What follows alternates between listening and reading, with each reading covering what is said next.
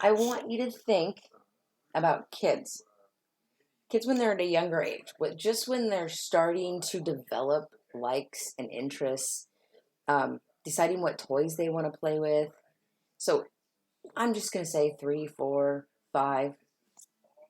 Think about a kid that age. Now think about what's the first thing that comes to mind when I ask you what kind of a toy is a little girl playing with? Okay. So what about a boy?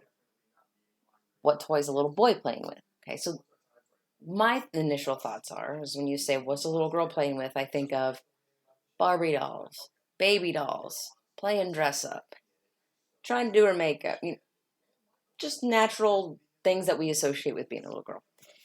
The other thing I think of for boys is getting dirty, playing with trucks and cars and tools, just the normal things that you associate with little boys.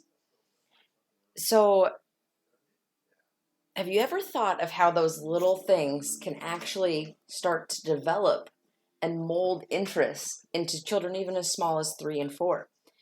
So, my thought is what if we lived in a world where there was no preconceived notions about what a boy should like and what a girl should like and what things that they should do in the world. And it's okay for a girl to act like this, but it's not okay for her to act like this. Today I'm going to talk to you about gender inequality, more specifically the gender gap in STEM industries. So STEM stands for science, technology, engineering, and mathematics.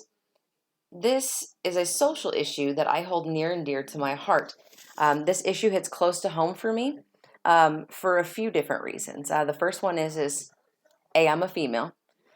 B, I have children. Not only do I have a boy, but I also have a little girl. And the other thing is that I work in the engineering industry. And not only is it engineering, but it's in the manufacturing industry. So there's two industries that most generally have a majority of male workers. So I also graduated from a local community college here in Southeast Nebraska that already has the image of it being a male school. It's a technical school. There's a lot of programs there that are generally have a majority of male students. So when I first started that at that school, I was in the manufacturing engineering technology program, and I was one of 2 females in the entire program. And this was first quarter. Now by the end of third quarter, I was the only female left. So not only did I have to go to a school that where when I first started there was 9 females on the entire campus, but I was in a program where I was the only female student. So you kind of had to find a common ground with your male fellow students and find a way that you can communicate with them and work with them just like it would be in the industry. So as a social problem is defined by A. Javier Trevino in his textbook Investigating Social Problems as a Social Condition, Event, or a pattern behavior that is negatively affects the well-being of a significant number of people, those who believe that the condition, event, or pattern needs to be changed.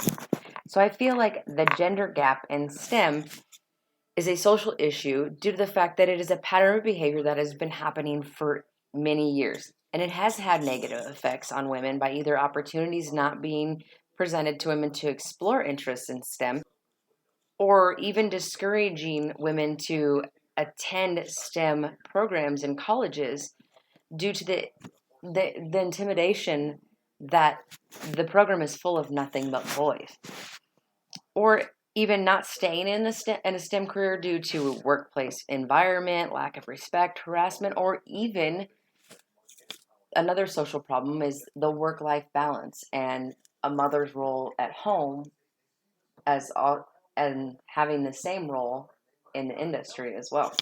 So according to a study, Gender Gaps and the Effects of Pay Transparency in Women in STEM Occupations, released by Statistics Canada in September of 2019, among STEM graduates, men were more likely, 41.5%, to work in STEM jobs than women at 22.5%. In 2019, women accounted for less than a quarter at 23.6% of those working in the natural and applied sciences industries. So not only do I currently work in engineering, but before acquiring my degree, I worked in a production facility as well. And I was a welder, a production welder. So I was the only female welder in the entire first shift of production. And if I wouldn't have grown up around boys and in a small town where I had interests in welding and other hands-on things, and if I hadn't grown up around those boys who made me a little tougher, um, I wouldn't have lasted long. I would have I wouldn't have been able to hold my own. Um, but I had that advantage, and I was able to hold my own with the mill welders. And I mean, I heard cat calls. I was talked down to. I frequently caught coworkers basically gawking at me, and they didn't try to hide it at all. In my current position, I have actually been accepted openly for the most part. I mean, there have been a few of my coworkers who dismiss or overlook me because I'm just a girl who only has a 2-year degree. But for the most part, it's generally accepting it. And I think I've done a fair job at not only showing them my skills, but backing up things with the knowledge that I do have and just continually to ensure anybody who doubts me that they have no reason to doubt me. But wait, I have a really awesome idea to help. So, what I want to do to provide girls with 3 components that will help them spark an interest or keep an interest in STEM. So, I want to start an after school STEM program just for girls.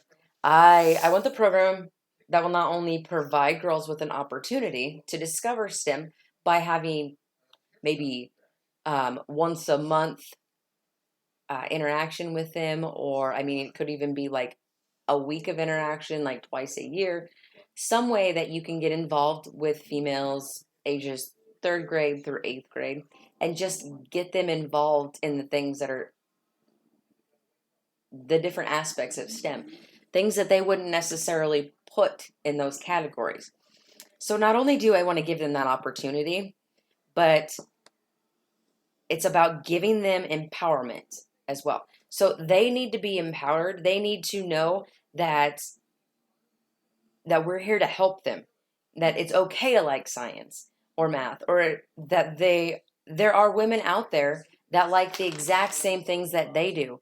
There are women out there who are going to help them straighten their crown when it just gets off a little bit and keep them realizing their own potential. But also, what I want to do is I want to provide them with the motivation to keep pursuing those interests.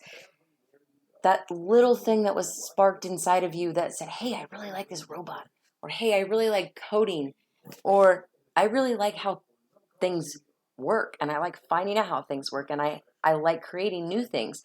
Like, we also want to motivate girls to continue to follow and pursue those interests that they have had sparked within themselves.